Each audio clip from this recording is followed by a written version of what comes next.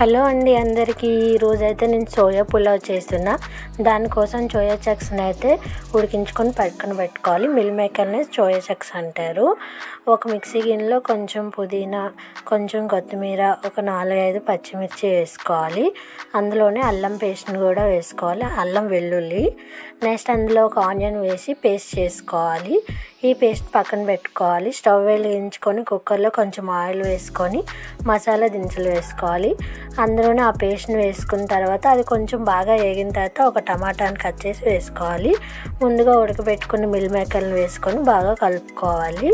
ఇలా కలుపుకున్న తర్వాత కొంచెం సాల్ట్ వేసుకోవాలి, తగినంత సాల్ట్ వేసుకొని నేనైతే 1 గ్లాస్ బియ్యాన్ని వేసుకుంటున్నాను. బియ్యం వేసుకొని కొంచెం మంచిగా మగ్గాలి. మగ్గిన తర్వాత 1 గ్లాస్కి 2 గ్లాస్ వాటర్ అయితే వేసుకుంటున్నాను. ఇదైతే పిల్లలు చాలా మంచిగా తింటారు, ఎందుకంటే చాలా స్పైసీ తక్కువగా ఉంటుంది, చాలా టేస్ట్ కూడా చాలా బాగుంటుంది. మీరు కూడా ట్రై చేయండి. నాకైతే 2 విజిల్స్ వచ్చినంత వరకు ఉంచుకున్నా. పులావ్ అయితే రెడీ అయిపోయింది. దీంట్లో బెస్ట్ కాంబినేషన్ ఏంటంటే పెరుగు, ప్లెయిన్ పెరుగు కూడా వేసుకొని తినచ్చు, చాలా బాగుంటుంది. మీరు కూడా ఇంట్లో ట్రై చేయండి. ఇలాంటి వీడియోస్ మీకు కావాలంటే నా